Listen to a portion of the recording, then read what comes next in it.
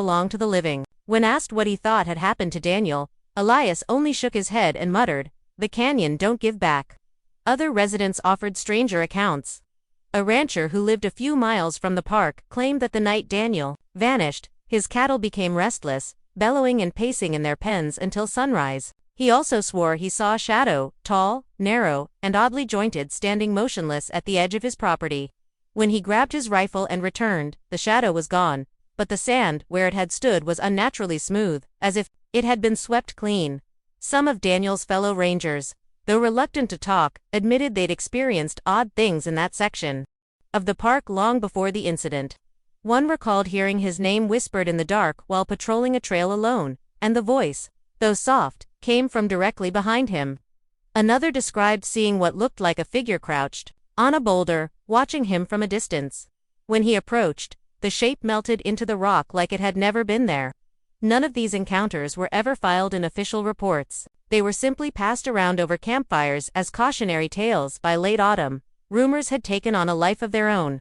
Some believed Daniel had stumbled onto something he wasn't supposed to see, maybe smugglers, maybe something older and stranger. Others were convinced the lights reported by the campers that night were no coincidence, that they were a lure, drawing him toward the one place in the park where no one should ever walk after dark.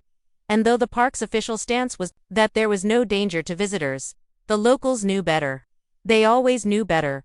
2 years after Daniel's disappearance, Big Bend had returned to its quiet rhythm. The search had long since been called off, and only the occasional hiker still asked about the missing ranger. Then, in early spring, a solo backpacker named Mark Alvarez decided to explore a section of the park that was technically off, a narrow gorge that cut deep into the base of Santa Elena Canyon. He later told friends he went there because he'd heard that's where the real Big Bend stories live. What he didn't expect was to find one waiting for him. Mark had been following a dry creek bed for hours, the canyon walls towering so high they blotted out the sun. The air was unnervingly still, the kind of silence that made him stop more than once just to listen. That's when he spotted something half buried in the dust under an overhang, a dark shape glinting faintly in the dim light. At first, he thought it was just another rusted piece of junk left by careless campers. But when he brushed away the sand, his stomach tightened.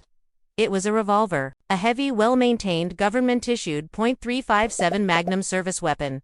The serial number, later confirmed by authorities, matched exactly the one assigned to Ranger Daniel Cross.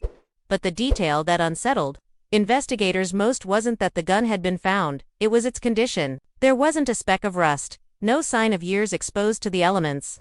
In fact, the revolver was warm to the touch, as if it had only recently